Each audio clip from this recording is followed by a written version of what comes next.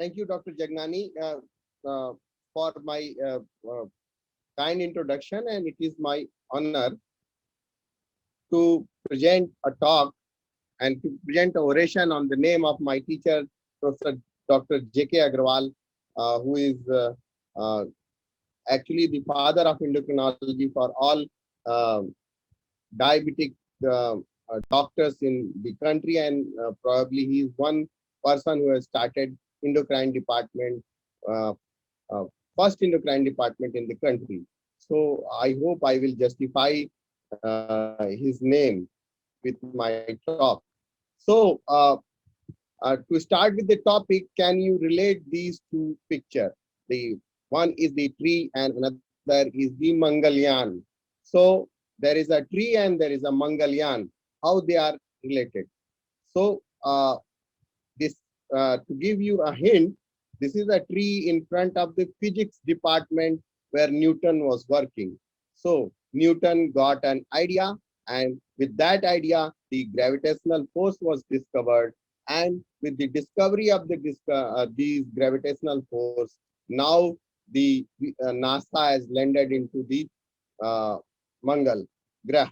Now, actually, so the idea can change the life, so do the combination. The combination, like talking about the idea which Newton gave to us, and because of this idea, we are now successful in sending the Mangalyaan to the uh, its orbit. So the idea can change life, so do the combination. The combination of this, the apple bark and the Glia monster, they can change the life of a patient. The patient life can be a better life. Once I this in next 25 minutes of the talk.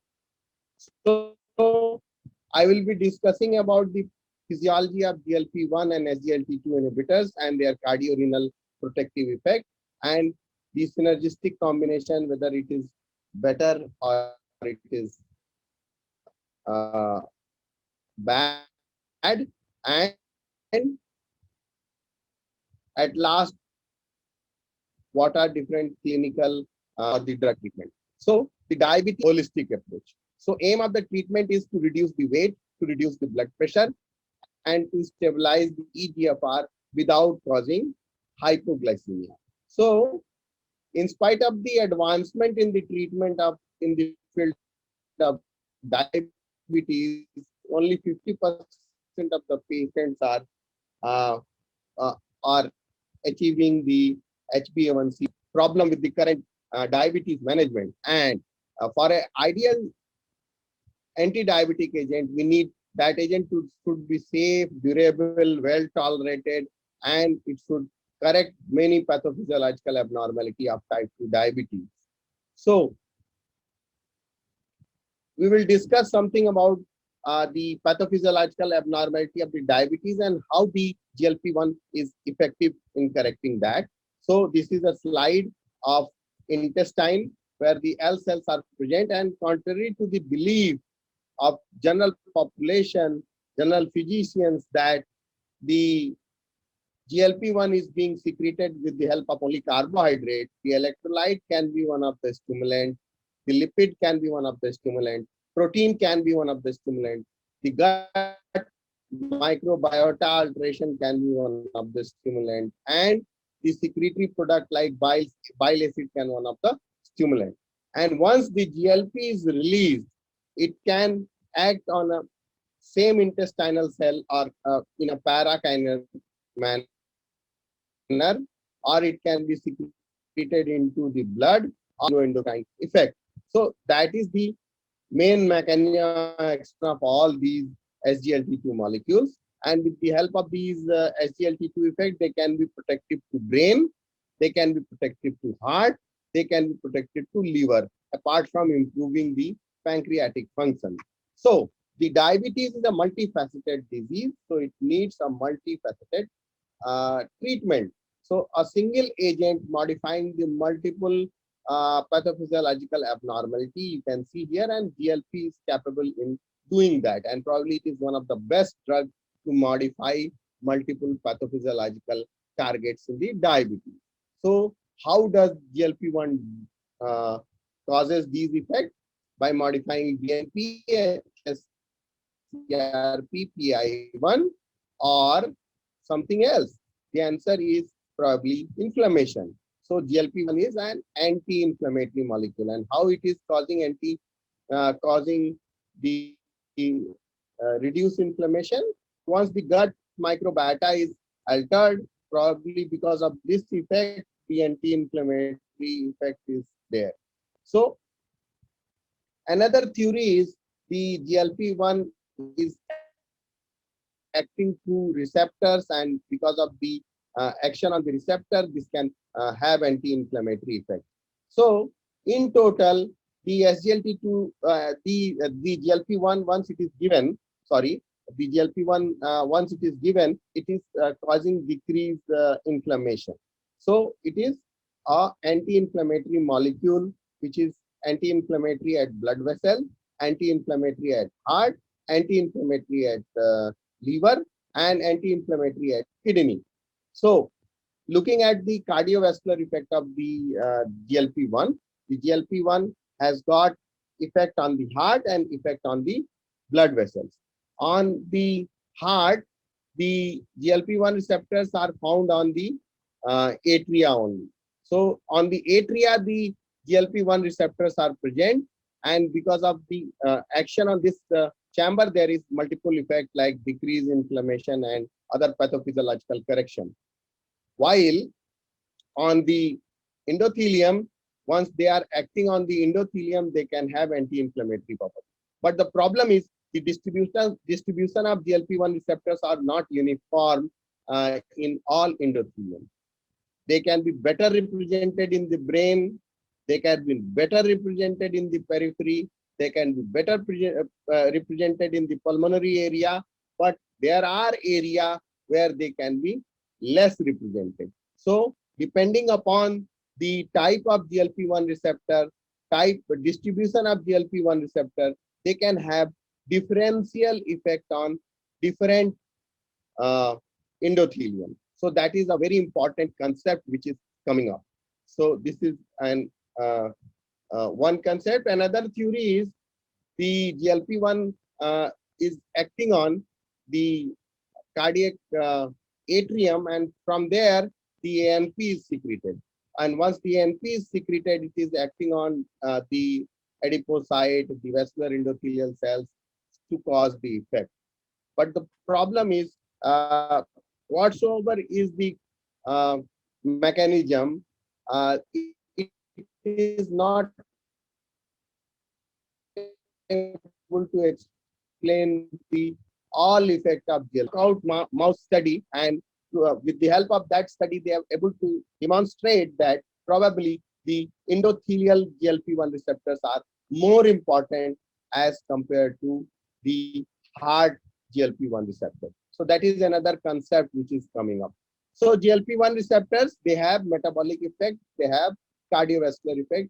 Many times it has been repeatedly emphasized. But one important point is look at the LDL and triglyceride. The GLP-1 is modifying the LDL and triglyceride. The SGLT2 have opposite effect.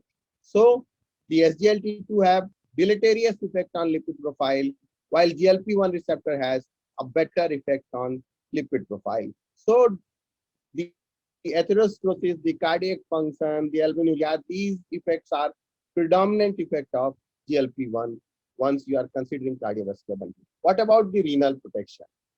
The GLP-1 receptors are found on the kidney. They can have a direct effect, and with the help of these GLP-1 receptor action through downstream cyclic AMP, they can increase nitric oxide generation and they can have beneficial effect.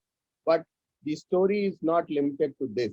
They can also be synergistic to the ARNI. Once you are using with the ARNI, GLP-1 receptor are more renoprotective. So if you are using ARNI along with the GLP-1 receptor agonist, probably they are going to protect kidney in a much better manner as compared to used alone.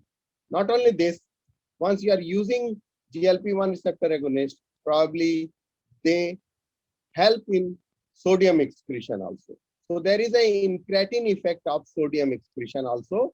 So the GLP-1 is augmenting the sodium excretion via kidney. So this is also an important concept. So how does the GLP-1 receptor protect kidney? It is by the direct blood glucose control, or with the help of weight loss, with the help of anti-atherosclerotic property, and the most important thing is reduction of inflammation. So that is a very important part which everyone should take in consideration. Apart from this, there are four predominant mechanisms which GLP-1 receptor is having, agonists are having. By virtue of these four mechanisms, they are probably more renoprotective. And you can see here, they can the center point is decrease of intraglomerular hypertension. So once the intraglomerular hypertension is decreased, there is kidney protection. But how this intraglomerular hypertension is reduced? With the help of action on both afferent as well as efferent pathway. So there are two mechanisms by which it acts on the afferent, and there are two mechanisms by which it acts on the efferent pathway. So on modifying the RAS system, the endothelial receptor system, the glucagon SGLT2 system, and nitric oxide generation. These are the four main mechanisms by which the GLP-1 receptor agonists are kidney protective. So probably if they are combined with the SGLT2 inhibitor, they are probably more renoprotective because they are acting on both afferent as well as efferent pathway, and simultaneously the afferent and efferent arteriole, and probably more reduction of intraglomerular hypertension. So as compared to SGLT2 inhibitor, if you see GLP-1 receptor agonist, they are more potent anti-inflammatory molecule, and they are acting on various mechanisms, both afferent and efferent pathway. So these are the different mechanisms by both by direct effect and indirect effect. The GLP-1 receptor agonists are protecting kidney. So if you summarize all these mechanisms, the two mechanisms we can emphasize is, one is the reduction of albuminuria, and another is rate of decline of EGFR. The predominant mechanism which GLP-1 receptor agonists are having are the reduction of albuminuria. So probably they are more renoprotective in proteinuric CKD patient as compared to non-proteinuric CKD patient. So if you see the uses of the GLP-1 receptor agonist across the EGFR, it can be used up to EGFR 15, even albiglutide and other molecule can be used even in end-stage renal disease patients. So they are very safe. They can be used in the EGFR less than 30, and with the help of all these molecules, you can have better glycemic control and better renal protection. So that is another thing which is different from the SGLT2 inhibitor. So what about SGLT2 inhibitor?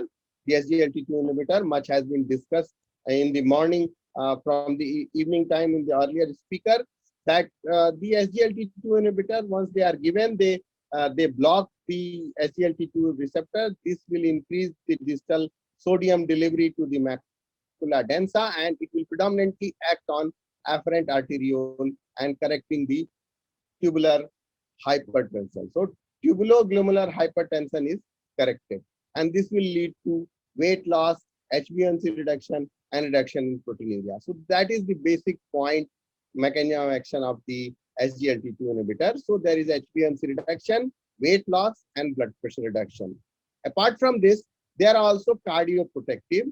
Cardioprotective because they are reducing blood pressure, they are reducing arterial stiffness, the visceral adiposity is reduced, the weight is reduced, the sympathetic overactivity is reduced, and probably the oxidative stress is reduced. But mind you, there is a problem. The lipid profile is altered in an opposite manner. So this is the summary of how SGLT2 inhibitor is working in terms of CV risk protection. So if you summarize the all mechanism, actually it is renoprotective. The SGLT2 inhibitors, they are renoprotective, cardioprotective, and they are also liver protective. As the earlier Dr. Jasjit was talking about that NFLD, so it is protecting liver also. So how these are medicines are working? Some one or two slides on the mechanism of action. They are smart diuretics. They modify the tissue edema without altering the lumen volume. So since the lumen volume remains same, the plasma volume is not altered, there is limited reflex neurohormonal activation. And apart from this, there is increased, there is favorable effect on cardiac remodeling. There is better utilization of glucose by cardiac myocyte, independent of ketone body utilization. That is very important. So failing heart is utilizing glucose in a better manner, not the ketone is utilized. So ketone, emergency ketone hypothesis is not holding true for SGLT2 inhibitor in case of failing heart. So it is now outdated. So probably better utilization of ATP through glucose, better generation of ATP through glucose is a now well accepted hypothesis. And why it is occurring? Because of improved mitochondrial dysfunction. And uh, how the mitochondrial dysfunction are improved? Because of improved utilization of branch chain amino acid. And this can be shown with the help of experiments. And it has been shown that the urinary secretion of different metabolites in the urine has improved, and better branch chain amino acid utilization is there once you are giving SGLT2 inhibitor in a failing heart.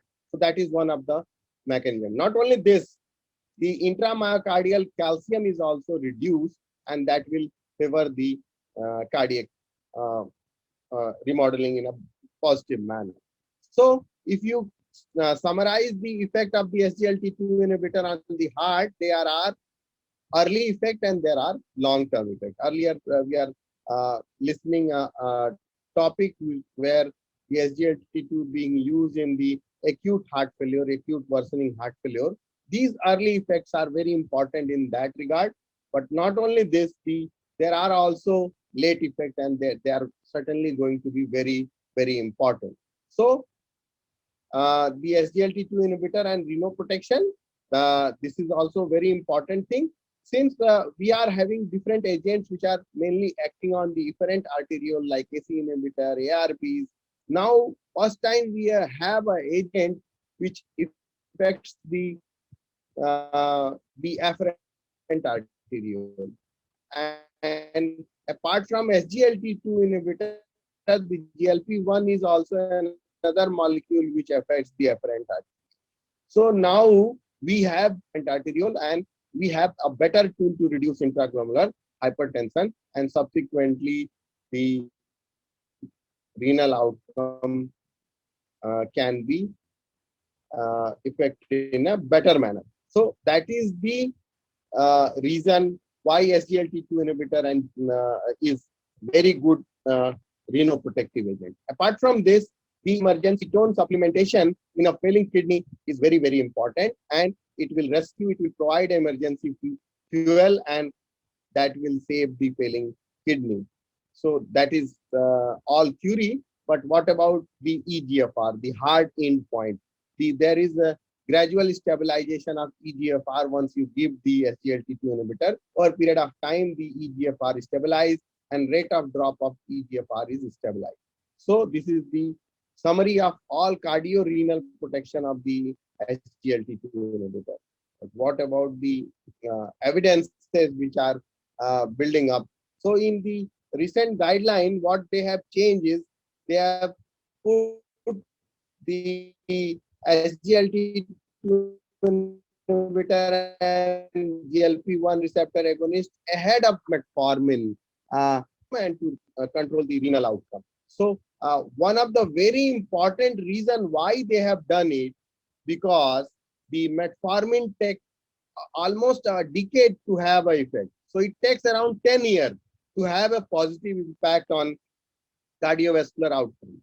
While the SGLT2 inhibitor, GLP-1 with the robust data which are available, the mean time to affect the cardiovascular benefit and the renal benefit, they are very short, approximately 1 year, 1.5 years, there is significant benefit.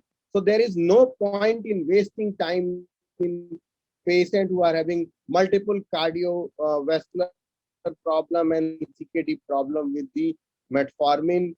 Try to use these agents as early as possible so that we can reduce the relentless progression of the disease. So that is the main reason of the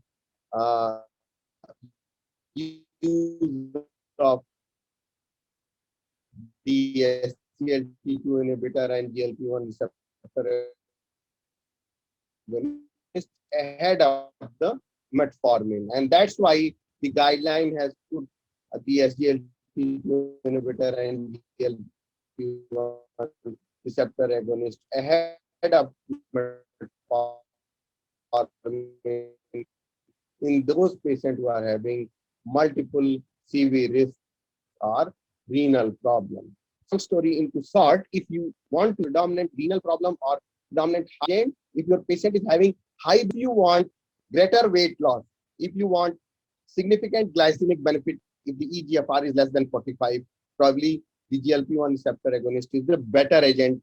So if you combine these two agents, you have benefits of in terms of heart failure, blood pressure reduction, weight loss, as well as the glycemic benefits. So this is a very natural combination. If we use these, combine these agents simultaneously, you can have better effect.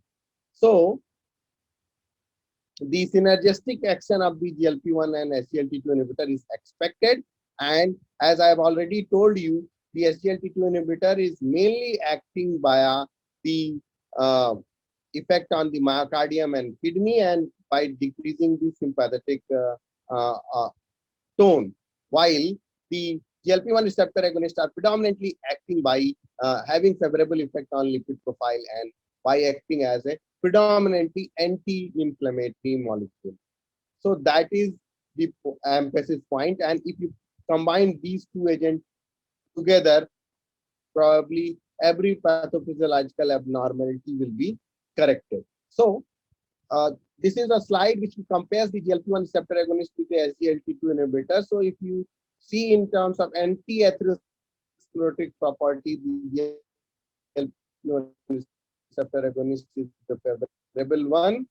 Lipid profile, the favorable one is the GLP-1 receptor agonist. In terms of NFLD, inflammation and endothelial dysfunction, probably GLP-1 receptor agonists are better, but critic retinopathy, GLP-1 receptor agonist having decremental effect. But if you look at the heart failure, now the data are also available with the GLP-1 receptor agonist that approximately 9% reduction is there with the heart failure, and approximately 30%, 34% reduction with consistent reduction is there with the SGLT2 inhibitor. So if you combine these two agents together, there can be additive effect.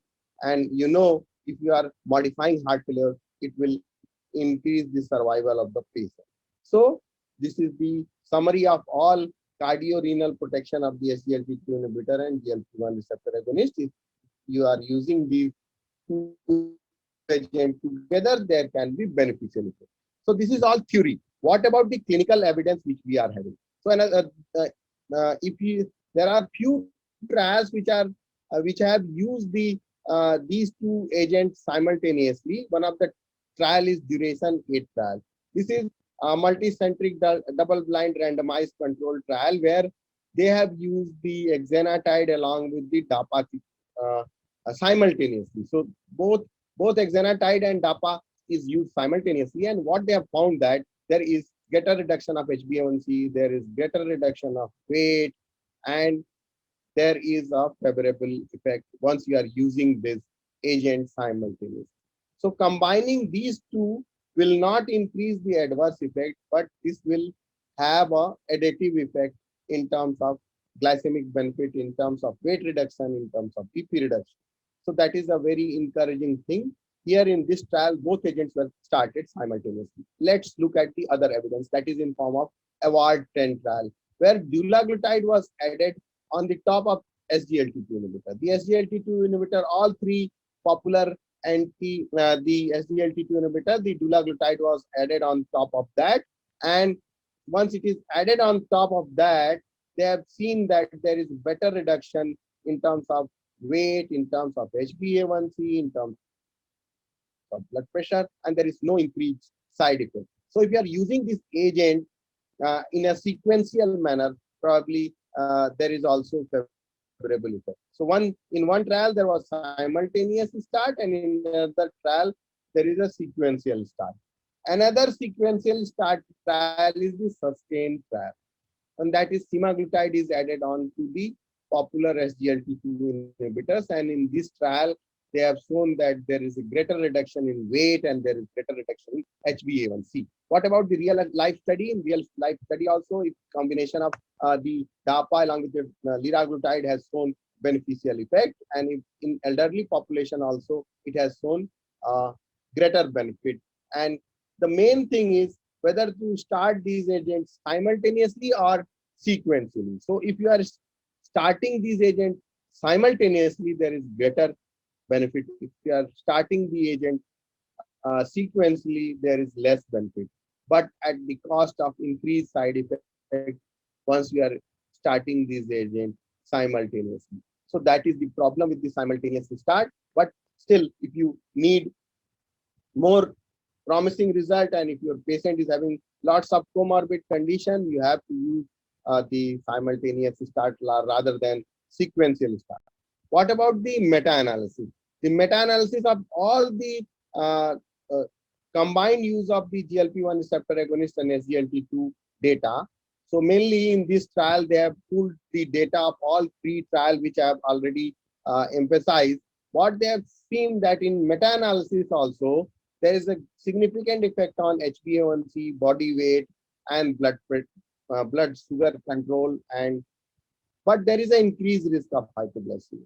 So these agents are more effective, but they are increasing the risk of hypoglycemia. So that is an important finding. Not only this, if you are using these agents in a failing heart, probably they have a beneficial effect. And if you are combining these agents, you will have better benefit in terms. Always educate your patient regarding the mycogenital infection and diabetic ketoacidosis. In case of GLP-1 receptor agonist, don't forget to discontinue DPP-4 inhibitor, and always have fundus examination before you starting the GLP-1 receptor agonist. So summarizing all the talk, the key takeaways are both SGLT2 inhibitors and GLP-1 receptors reduces weight, BP, stabilize EGFR, and control blood glucose. Because of the cardiorenal protective property of the both agents, these two drugs are very good drugs and they act synergistically. The GLP-1 receptor agonists are predominantly anti-atherosclerotic, while the SGLT2 inhibitors are mainly acting on preventing heart failure and reversing heart failure. The SGLT2 inhibitors are renoprotective, while the CANA and DAPA is the more protective in the case of the diabetic kidney disease. The GLP-1 is also very important renoprotective agent. Probably with the data from the REWIND trial, dulaglutide is more renoprotective, mainly acting through reduction of proteinuria. All these agents are acting independent of weight, HbA1c, and microalbuminuria.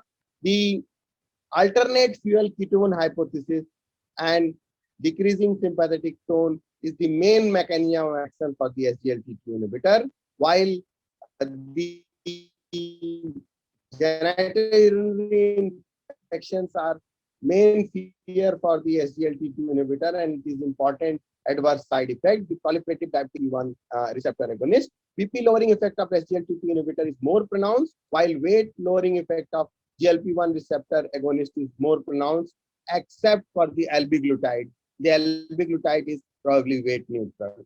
The combination of GLP-1 receptor agonist and SGLT2 inhibitor is well tolerated, and it is very good to combine these two agents. The simultaneous start will have better result as compared to sequential start. For the simultaneous start, better agent is for the sequential start, better agent is the Cana and dulaglutide, while for the simultaneous start, the liraglutide and DAPA is the better agent as they are having lesser side effect. While if you want to start sequentially, probably canaglutide and dulaglutide is a better agent.